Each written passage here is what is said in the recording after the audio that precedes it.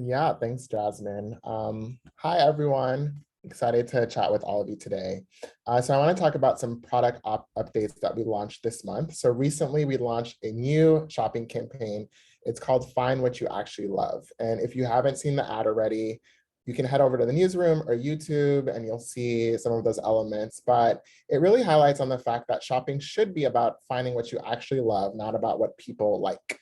And shopping ads are such an important part of that discovery process. In fact, adding shopping ads to your Pinterest mix drives 3 times the conversion lift. And we've seen it's driven twice the positive incremental return on ad spend as well. And so because of results like that, we really wanted to make shopping even greater. And so as part of the campaign, so when you look through the materials, you'll see as part of the campaign, we launched several new features. The first was slideshow for collections, a new video-like format to encourage basket building. Then we expanded our verified merchant program to additional countries. So this includes Brazil, Mexico, Italy, Spain, Austria, Switzerland, and the Netherlands. So really being a very globally present company. And then we also launched merchant details so that brands can list their values on Pinterest. So now, if you're a merchant that is eco-friendly, for example, you can add that detail to your profile. If you're Black or women-owned, you can add some of these identifiers as well. And so we also improved several existing tools and features to make product groups easier, and then making a campaign more automated is also something that we've expanded as well. So exciting new updates. I think the links are in the chat, so please go check those out if you would like further details. And with the Q&A, that is next. And so we'll go through a couple of questions that have been asked. I'll pass this over to Trish. Yes, thank you, Jet. Hi, everyone. I'm Trish. I'm the shopping product specialist. So for context, what I do at Pinterest is whenever anyone files a ticket, I work with that team, but I also work with Jet as well as product and engineering to give any trends on what we're seeing on tickets, any feedback, any feature requests that you all want to see.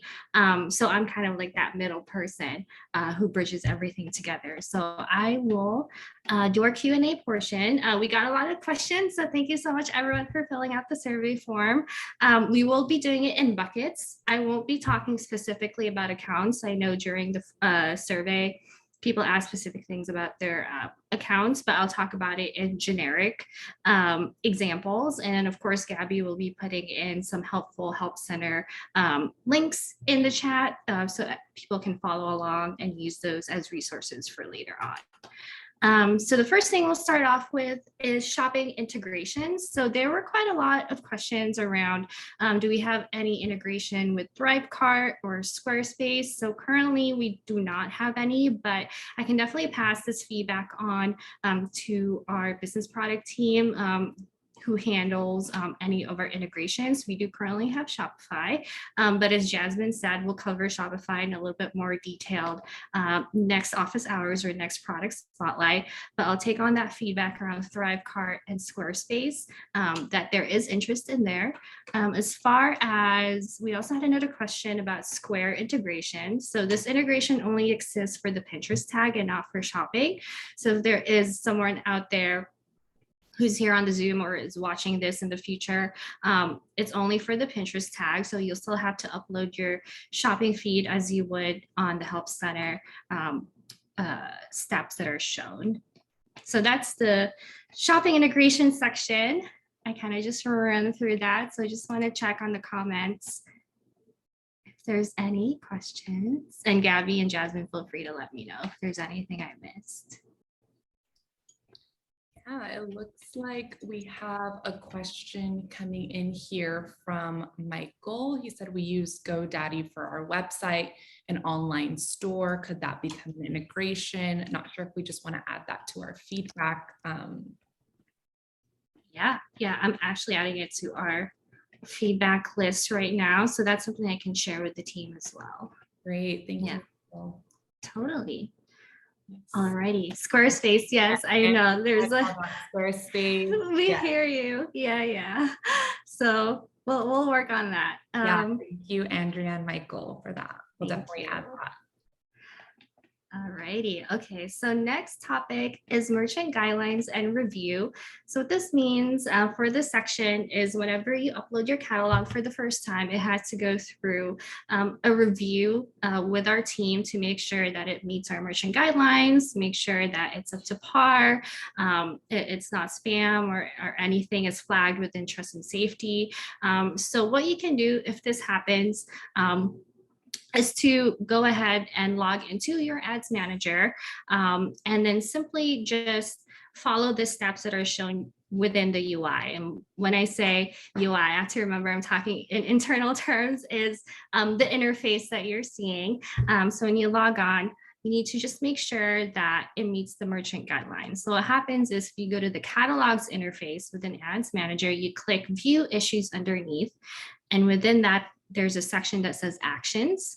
And then you click on that and there's a space for you to appeal. So that is the fastest way for you to appeal. Say if your catalog is rejected or if it's still in pending, you want to know what's going on. That's the best place to get information because that goes directly to the team who handles those appeals.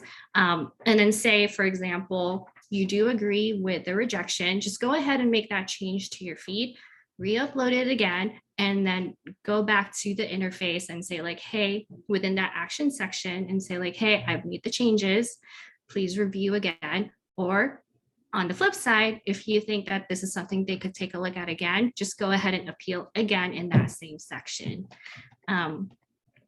So thank you, Jasmine, for including the merchant guidelines as well. But that really is the easiest way to make sure that, you know, if you have any questions about your review, why is it rejected, that sort of a thing, that's the easiest and then the fastest way. All right. Any questions there? Pretty straightforward, I hope. Yes, I see nods. All right. So the next topic that we receive questions on is around data source and data feed. And when we talk about data source in Pinterest, we talk about the catalog feed. It's just kind of interchangeable. The most prevalent question that we get is, do you support Google Drive, Google Doc, or Dropbox? So that is something that is very highly on top of mind for all of us here. I know previously there was support for this. I want to say about like 2 years ago or so, maybe like when I started, but it has shifted where we don't provide support for this. But when that happened, what had happened is we got a lot of questions, we got a lot of feedback that people are using Google Drive, Google Doc, and Dropbox, that's, you know, a fast, efficient way for people to upload their feed instead of having to upload it in a third-party integration or using a different sort of website. So that's something that the team is actively working on. We're actually currently planning for next year already, and looking into Google Drive support, Google Doc, and Dropbox is something that we're totally looking at. So we hear your feedback. Keep sending it along. And right now, the best advice that I can share is to host your feed either on FTP, SFTP server, or just a direct download link. But again, like I understand the frustration, like I see it and I hear it. So I do want to share that. Okay. The other question that we get a lot is about alerts and errors in feeds. So one thing to call out is when it comes to errors. So say you've uploaded your feed, there's some feedback in the action section. You see a couple of errors listed as well as alerts.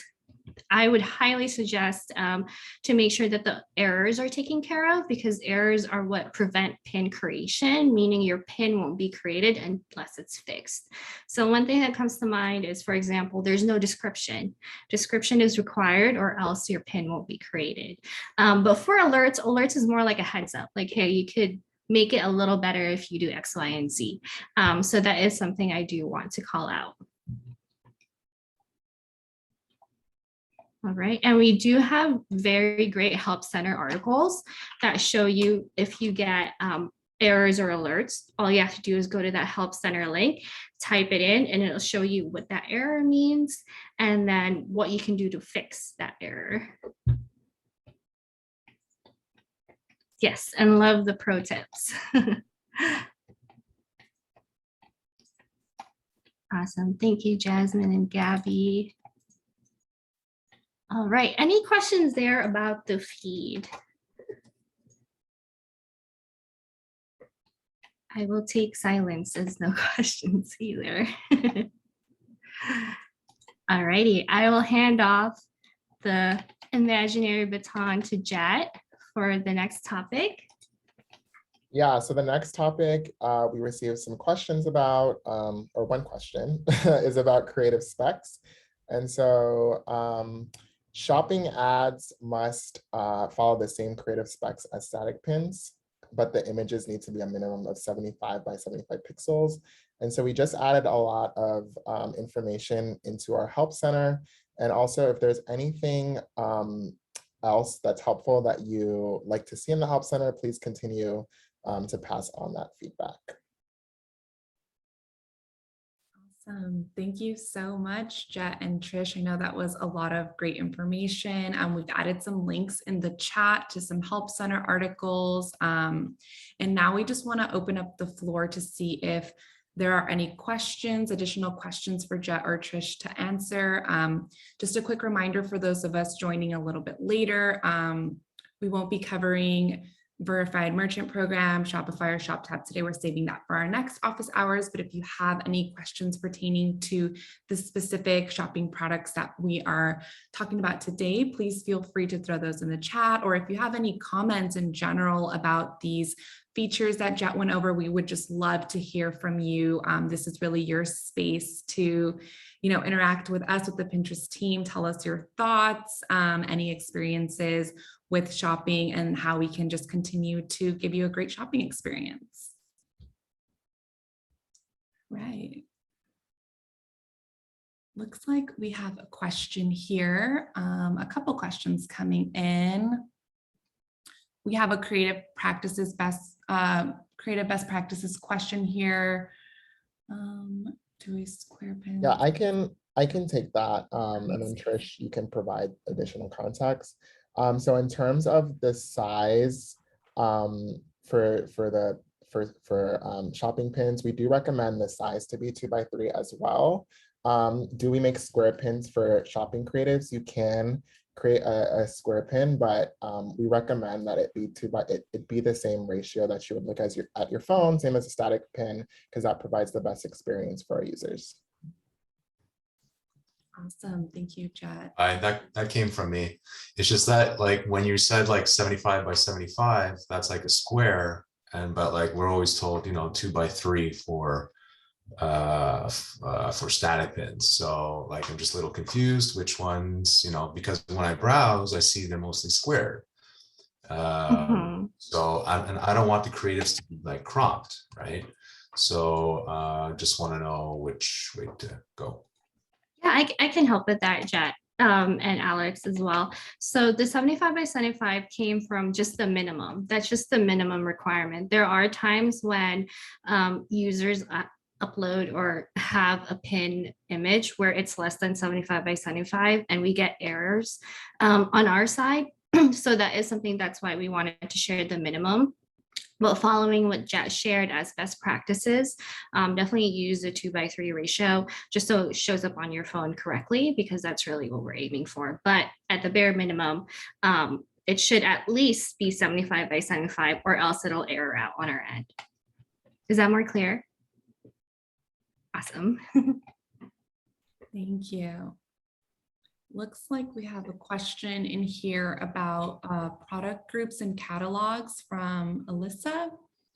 It says, because I can't search by item name and can't edit the product type on the product in Shopify, the group options are very limited. Yeah, it can be, and we hear that. That's something that we're working on. I know we did release a new product groups interface that's been shared out to the team. I know that Jet has worked on that as well. But right now, that is one of the main feedback. I know that when we released it, we were aware that you can't search by item name, but that is something that we're currently working on. Awesome. Thank you, Trish. Looks like we have another question here from Michael. Can you describe how using a link to a product will work in a pin? think we might need more context there. Michael, if you're comfortable, can you explain a little bit more on what you mean by using a link to a product in a pin?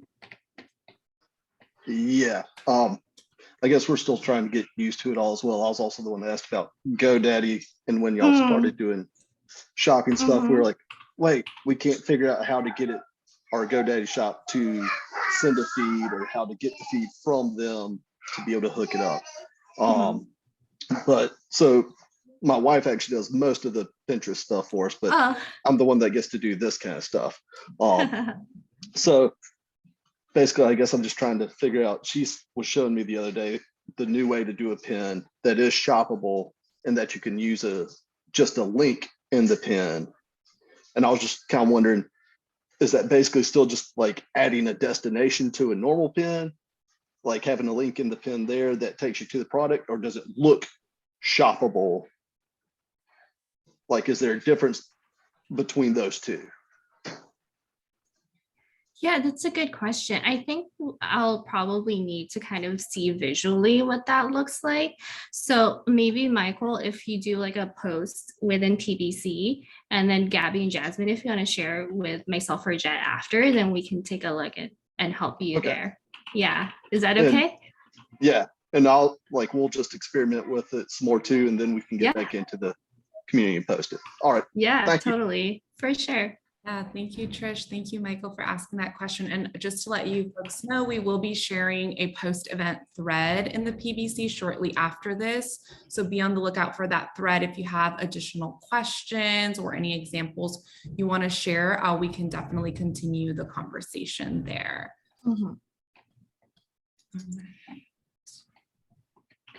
Looks like we have a few more questions in the chat here.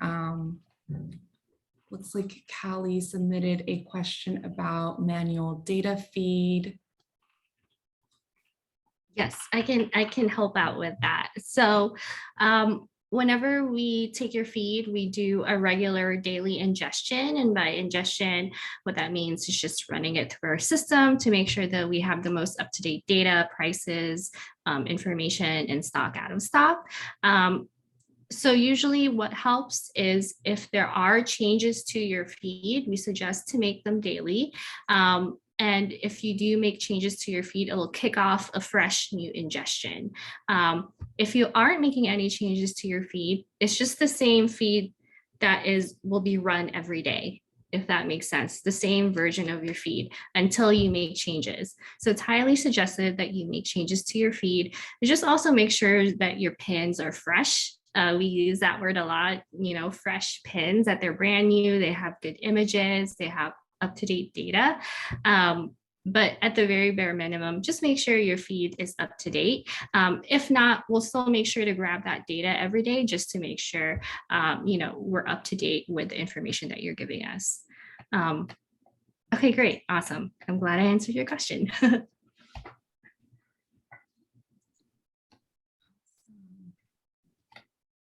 Looks like we have another question that just came in about digital products and the appropriate format for digital products.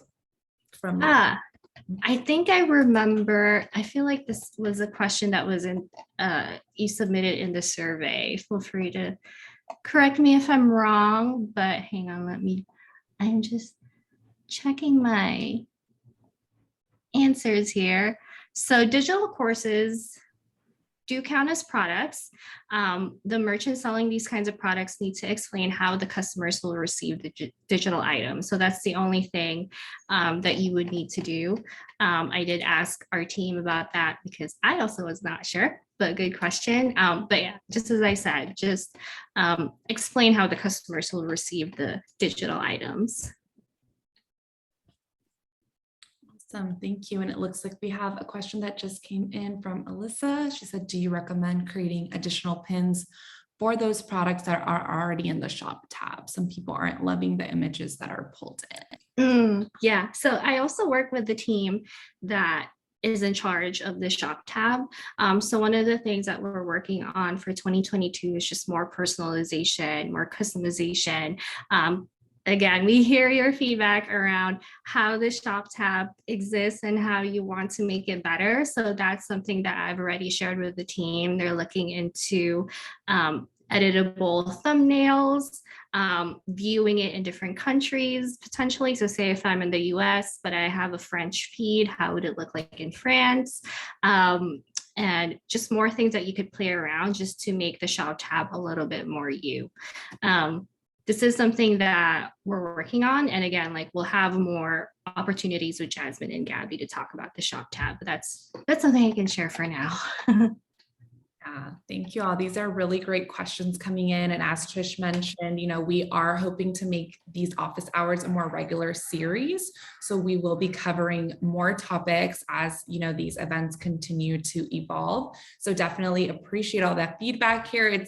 It's good to know what you guys are interested in learning about, because that's really going to help inform us, because we want these events to be as educational and helpful for you all as possible.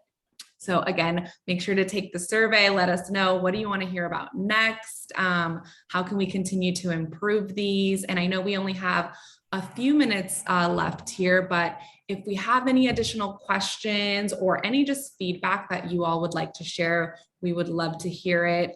So just please let us know in these last few minutes that we have with Trish and Jet here. Feedback is good too, good or bad. We'll take it. Yeah, the feedback, it's very good. And thank you for doing this. It's, you guys didn't have to, but you did. So it was good. I just have one quick question. If someone sees an item like that on like a Shopify page, and then they come to Pinterest and we do like a dynamic retargeting, would that appear on their feed, even though they didn't click it from Pinterest, like that they saw it before? Would it like appear on their feed?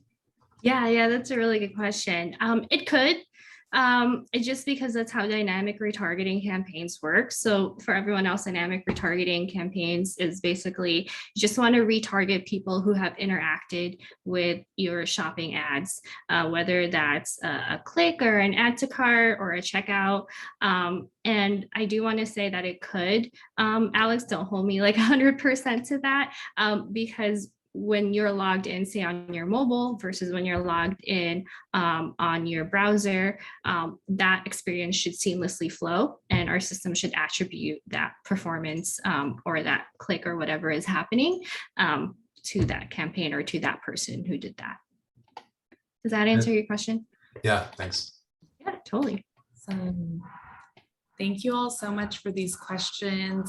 We really appreciate all the questions that you guys are asking. These are great questions. And again, we're going to have a PBC thread posted after this where you can continue to ask questions, and we'll make sure to escalate those send those over any feedback to Trish and Jet. So make sure to check that post out. And yeah, we still do have 2 minutes left. If anyone has any burning questions, anything you'd like to ask while we still have Trish and Jet here.